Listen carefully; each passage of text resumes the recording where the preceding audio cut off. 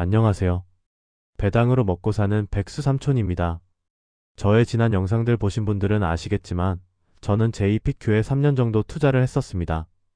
그리고 올해 월경 JPQ 수익률이 QQQ 대비 급격히 저하되는 모습을 보면서 대체 종목을 찾기 시작했습니다. 몇 달 지나 JPQ와 대체 종목들을 다시 한번 점검을 해봤었고 이때까지는 GPIQ가 대체 종목으로 적합하다고 생각했었습니다. 그리고 최근에 종소세 관련으로 JPQ 매도를 결정하게 되었습니다.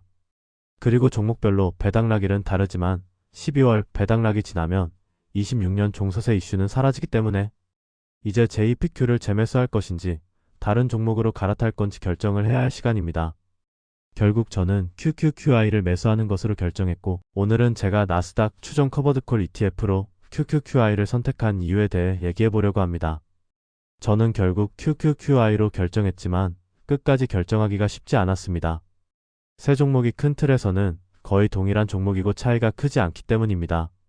개인적인 투자 성향에 따라 저와 다른 판단을 하실 수도 있는 부분이니 오늘 영상은 백수삼촌은 이렇게 생각했구나 정도로만 봐주시면 좋겠습니다.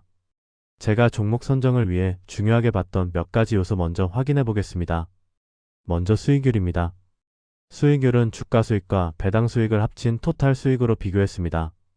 배당금을 주는 종목, 특히 배당률이 높은 종목일수록 토탈 리턴으로 비교해야 정확하게 비교할 수 있습니다. QQQ 포함해서 4종목의 수익률을 비교해 봤습니다. 4종목 중 QQQI가 24년 1월 상장으로 가장 늦게 상장했기 때문에 4종목을 같이 비교할 수 있는 가장 긴 기간인 24년 1월부터 현재까지 약 2년 동안의 수익률 차트입니다. 수익률 순으로 보면 역시 QQQ가 45.23%로 가장 높고 GPIQ 42%, QQQI 41.83%, JPQ가 37.14%로 가장 낮습니다. JPQ도 최근 수익률은 좋은 것 같던데 긴 기간으로 보면 이렇습니다. 예전 영상에서도 말씀드렸던 올해 5월경 단기적인 어떤 이슈가 있었던 것으로 보입니다. 어쨌든 QQQ의 주가를 잘 쫓아간 종목은 GPIQ와 QQQI입니다. GPIQ의 수익률이 약간 더 높긴 하지만 두 종목의 수익률 차이는 그리 의미 있는 수치는 아닌 것으로 보입니다. 조금 첨언하자면 내가 은퇴한 사람이거나 곧 은퇴할 사람이 아니라면 아무런 고민 없이 QQQ 하시면 됩니다. 수익률이 가장 높거든요.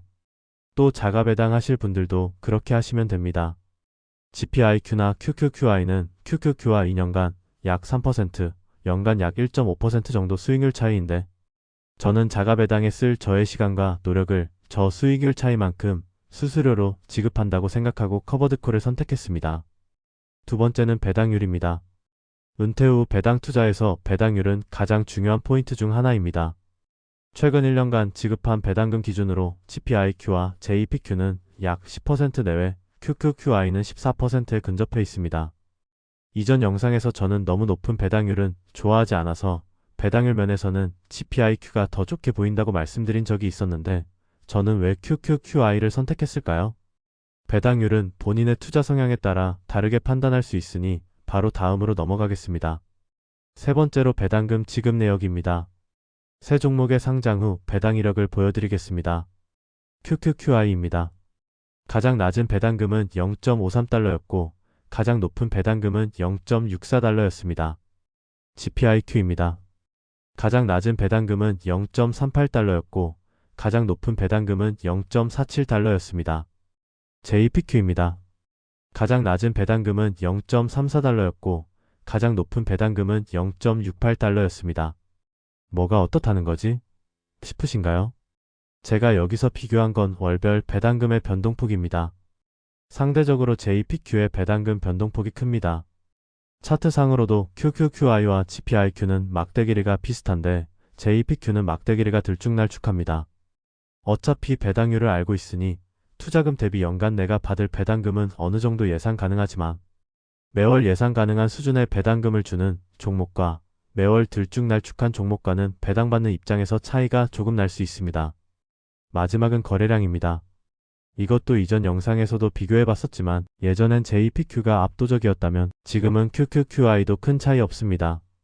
어차피 거래량이 많으면 많을수록 좋은 게 아니라 적당한 거래량이 나와줘서 내가 매도할 때 원활하게만 돌아가면 되는 거라서 이제 거래량으로 JPQ랑 QQQI는 동급으로 보입니다.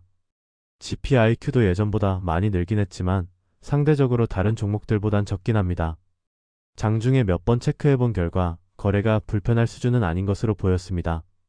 이건 저의 관심 종목 리스트에서 캡처해봤는데 ETF 체크해서 확인한 거래량과 유사한 결과로 보입니다. 거래량까지 크게 4가지 정도 항목을 비교해봤는데요. 여러분은 어떤 종목을 선택하실 건가요? 저는 끝까지 GPIQ와 QQQI 사이에서 고민을 많이 했습니다. 실제로 멤버십 분들께는 공유드렸지만 GPIQ를 12월 배당락 이후에 일부 매수하기도 했습니다. 그때까지만 해도 GPIQ로 정했었거든요. 요 며칠 사이 생각이 바뀌어서 아직 멤버십 분들께도 말씀드리지 못했습니다. QQQI의 배당락일이 12월 24일이어서 저는 아마 그 이후 매수 게시물로 공유드릴 예정입니다. 이 화면은 JPQ 관련 이전 영상에 사용했던 장표인데요. 이게 바로 제가 QQQI로 결정한 이유입니다. 저는 시장 상황에 따라 어느 정도 수량을 조절하면서 투자할 계획입니다. 나스닥이 장기적으로 우상향하는 것에는 대부분 동의하실 겁니다. 하지만 나스닥도 약세장에서 하락폭은 만만치가 않습니다. 가장 최근 하락장이었던 22년은 나스닥 투자자에게 어떤 상황이었을지 살펴보고 이런 경우에 어떻게 투자할 생각인지 말씀드려 보겠습니다. 나스닥 100 ETF인 QQQ는 21년 하반기부터 22년 하반기까지 약 1년 동안 약 38% 하락했었습니다. 21년 하반기 최고점에 1억을 세 종목에 투자했다고 가정해 보겠습니다. A는 QQQ, B는 GPIQ, C는 QQQI에 1억을 투자했습니다. 22년 하락의 최저점에서 이 사람들의 계좌 상태는 어땠을까요? A는 1억이 6,200만원이 되었고 B는 5,200만원, C는 4,800만원이 되었습니다. 이게 여러분 계좌라면 어떠실 것 같으신가요? 특히 최근에 미국 주식 시작하신 분들은 이런 손실을 경험해보지도 생각해보지도 못하셨을 겁니다. GPIQ, QQQI는 QQQ를 제법 잘 따라간다면서 왜 이렇게 수익률 차이가 많이 나는지 궁금하신 분들도 계실 겁니다. GPIQ, QQQI가 QQQ 주가를 완벽히 추종한다고 가정해도 1년 동안의 배당락이 있기 때문에 이 정도 수익률 차이가 발생합니다. 하락장 1년 동안 GPIQ는 약 10%, QQQI는 약 14%의 배당을 지급했고 그만큼의 추가적인 주가 하락이 발생합니다. 물론 실제 배당으로 받은 수익이 있기 때문에 실제 투자자의 수익은 비슷하겠지만 계좌에 찍히는 수익률은 이렇게 차이가 발생합니다. 수익률이 낮을수록 투자자의 심리는 흔들리고 불안할 수밖에 없을 겁니다. 전에 받은 배당금은 눈에 보이지 않지만 계좌에 찍히는 수익률은 그대로 눈에 보이거든요. 하락한 건 하락한 거고 어차피 미국 주식은 우상향하니까 상관없지 않나요? 라고 생각하실 수 있습니다. 이 정도 하락하면 얼마나 상승해야 원금을 회복할 수 있는지 계산해 보겠습니다. 38% 하락한 QQQ는 61% 상승해야 원금을 회복할 수 있습니다. 혹시 38% 하락했으니 38% 상승하면 본전 아닌가? 생각하시는 분들이 계실지도 모르겠는데 전혀 아닙니다. 48% 하락한 GPIQ는 92% 상승해야 원금을 회복할 수 있고 52% 하락한 QQQI는 108% 상승해야 합니다. 하락폭이 커질수록 원금 회복이 어려워지는 것을 확인하실 수 있습니다.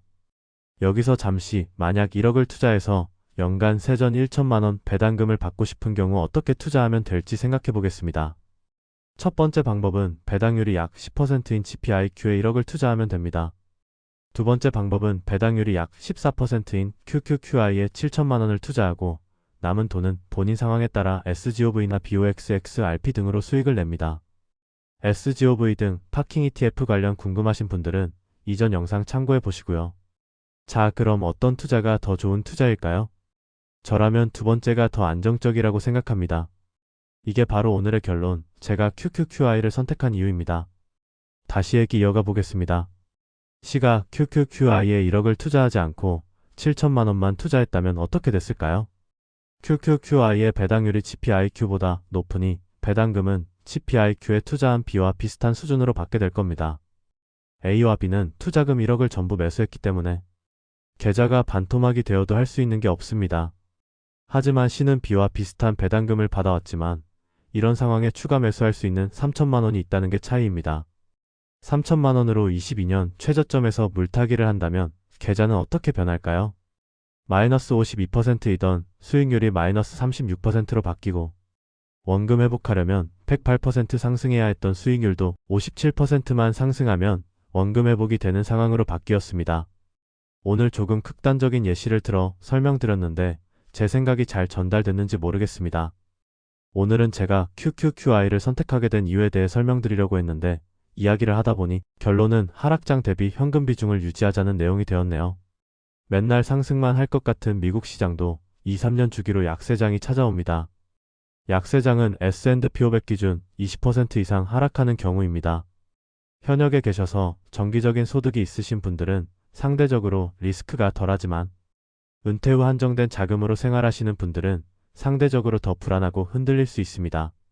저는 개인적으로 반년에서 1년 정도의 생활비는 생활비 통장에 별도로 관리하고 주식계좌에서도 SGOV 등 현금성 자산을 10에서 20% 정도로 관리하고 있습니다. 항상 리스크 관리하며 투자하시길 바랍니다. 오늘 영상은 이렇게 마무리하겠습니다.